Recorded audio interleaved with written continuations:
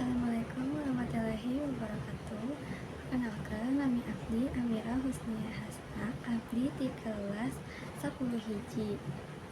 Abdi hayang nyaritakeun dongeng anu judulna Ulun Samak. Dan ieu urang bakal nganyelepan hiji legenda anu asalna ti bumi Pasunda nu endah. Carita anu diwariskan turun-temurun serta Assalamualaikum warahmatullahi wabarakatuh. Perkenalkan, nami abdi Amira Husnia Hasna, abdi di kelas 10 hiji. Abdi hayang nyaritakeun dongeng anu judulna Ulun Samak. Dan ieu urang bakal nganyelepan hiji legenda anu asalna ti bumi Pasunda nu endah. Carita anu diwariskan turun-temurun serta geus hasil nyieun bulu-bulu dina tonggo beung kuring nangtung unggal diceritakeun. Ngaranna Ulun Samak.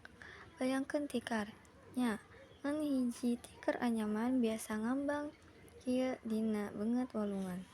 Sigana pulos, teu daya teu upaya, malah meureun ngandung penasaran. Tapi dibalik ketenanganna disumperkeun ancamanna anu maot.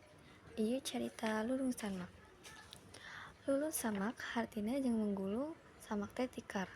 Urang Sunda percaya teh Lulung Samak teh lain tikar biasa. Ieu identitas goib nu boga niat jahat. Horor utama na paranehna di mangsana.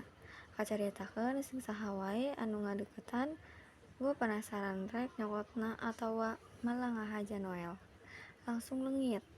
Awakna bakal digulung terus ditarik ka cai tanpa nyisakeun jejak.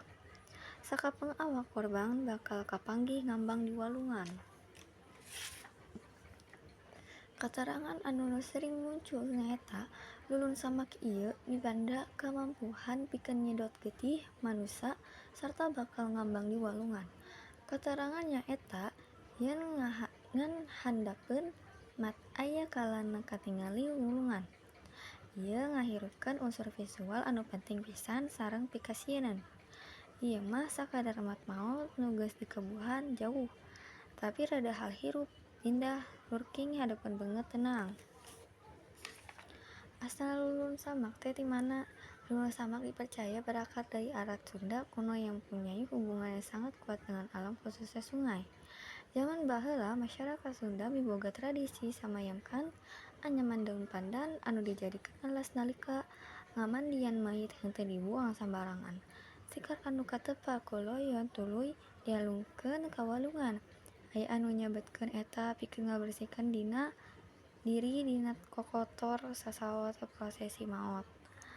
Lulung Samak miboga fungsi nu leuwih jero tur praktis di masyarakat Sunda. Carita ieu mindeng dihartikeun salaku mekanisme pikeun nyegah barudak ulin lila teuing di walungan, utamana di wewengkon nu arus kuat atawa jero. Nah, ti dongeng ieu teh kaasup dina dongeng Mite.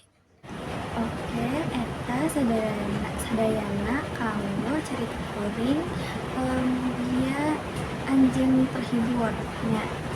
Assalamualaikum warahmatullahi wabarakatuh.